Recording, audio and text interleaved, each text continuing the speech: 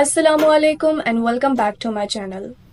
आज हम बात करने वाले हैं एक ऐसे टॉपिक पर जो हर घर में मौजूद है। टीनेजर्स को कैसे डील किया जाए और उनकी तरबियत कैसे की जाए, specially in this modern confusing world जहां एक तरफ सोशल मीडिया है, इन्फ्लुएंसर्स हैं और वैलिडेशन की क्रेविंग है, वहां हम पेरेंट्स कंफ्यूज्ड हैं कि हम अपने बच्चों के दोस्त बने या उस्ताद बने, उनको कंट्रोल करें या उनको गाइड करें। सो या लेट्स टॉक अबाउट इट।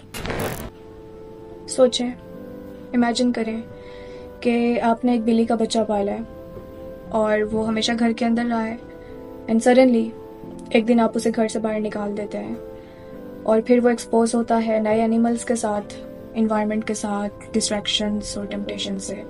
और बिल्कुल ऐसे ही एक बच्चा टीनेज ईयर्स में एंटर करता है और सिर्फ फिजिकल ग्रोथ नहीं होती, उनका माइंड, इमोशंस और दुनिया को देखने का तरीका बिल्कुल बदल जाता है। और यहाँ पे पेरेंट्स का रिएक्शन डिसाइड करता है कि वो बच्चा ग्रो करेगा या वो खुद को एक्सप्लॉइट करेगा।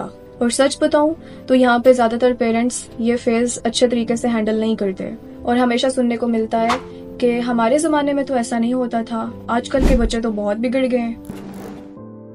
लेकिन कभी सोचा कि क्यों ये जनरेशन यहाँ तक क्यों पहुंची? हम हमेशा अपने बच्चों को ब्लेम करते हैं लेकिन कभी अपने एक्शंस पर नजर नहीं डालते। लेकिन सच ये है कि प्रॉब्लम उनमें नहीं, प्रॉब्लम बैड पेरेंटिंग में है। पेरेंट्स को परफेक्ट किड्स चाहिए जो ओबीडियंट, इंटेलिजेंट, रिस्पेक्टफुल और सक्सेसफुल हों, लेकिन वो इमोशनल एफर्ट नहीं लगाते। वो या तो बहुत कंट्रोल करना स्टार्ट कर देते हैं या अपने बच्चों को कम्प्लीटली छोड़ देते हैं बिना गाइड किए। टीनेज ईयर्स बस एक और फेज नहीं होता, ये वो वक्त होता है जब बच्चा अपनी जिंदगी की फाउंडेशन या तो स्ट्रांग बनाता है या बिल्कुल कोलैप्स कर जाता है। एंड मोस्ट इम्पॉर्टेंटली वो इस एज में इमोशनल कनेक्शन चाहता है। उनके अंदर एक कॉन्फ्लिक्ट होता है बिटवीन डिजायर्स एंड वैल्यूज। पहली बार एक्सपोज होते हैं तो डिस्ट्रैक्शंस, पीयर प्रेशर या रिलेशनशिप्स में आके स्टक हो जाते हैं। और जो चीज सबसे ज्यादा अफेक्ट करती है वो है पेरेंटिंग। अगर आप ओवर कंट्रोलिंग पेरेंट हैं तो आपके बच्चे हर बात छुपाना सीख जाते हैं। निग्लेक्टफुल पेरेंट्स, उनके बच्चे वैलिडेशन बाहर ढूंढते हैं और जजमेंटल पेरेंट्स, उनके बच्चे सेल्फ डाउट के साथ ग्रो करते हैं। और फिर क्या होता है? टीनेजर्स टॉक्सिक रिलेशनशिप्स में फंस जाते हैं, एस्केपिज्म में एडिक्शन डेवलप करते हैं और मेंटली ब्रेक डाउन हो जाते हैं। और सब कुछ होने के बाद भी पेरेंट्स कहते हैं, मुझे नहीं समझ आ रही मेरा बच्चा ऐसा क्यों हो गया है। मैं बताती हूँ क्यों, क्योंकि कभी किसी ने उनकी बात ही नहीं सुनी, उनको अंडरस्टैंड ही नहीं किया। अनदर पॉइंट, पेरेंट्स समझते हैं कि हमने अपने बच्चे को या बच्ची को अच्छी यूनिवर्सिटी में एडमिशन करा दिया है या अच्छे स्कूल में पढ़ा दिया है तो सब ठीक है। नो, अच्छी education, expensive education bad parenting को कभी भी फिक्स नहीं कर सकती, कभी भी नहीं। तो गुड पेरेंटिंग क्या है?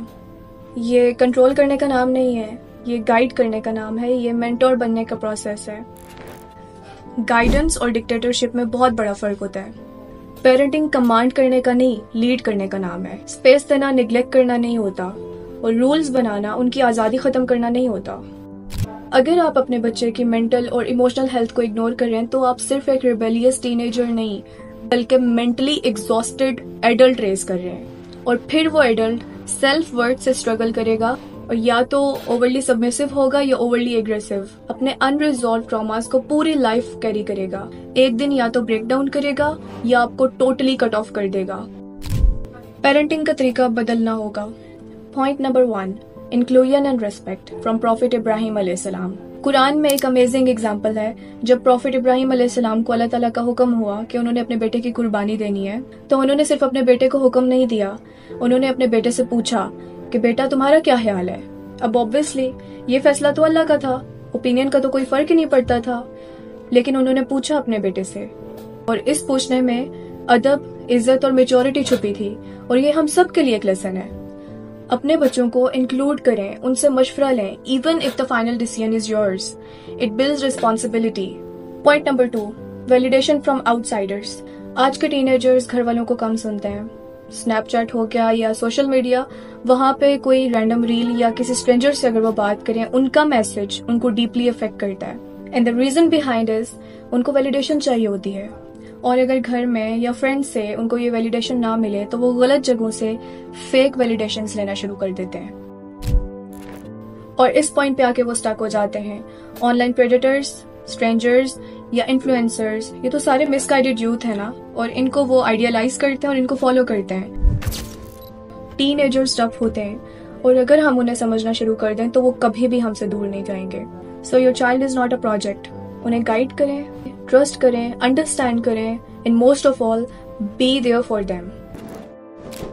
Jazakallah khair for watching, and if you found this video helpful, do like, share and comment. May Allah protect our youth and guide our families. Ameen.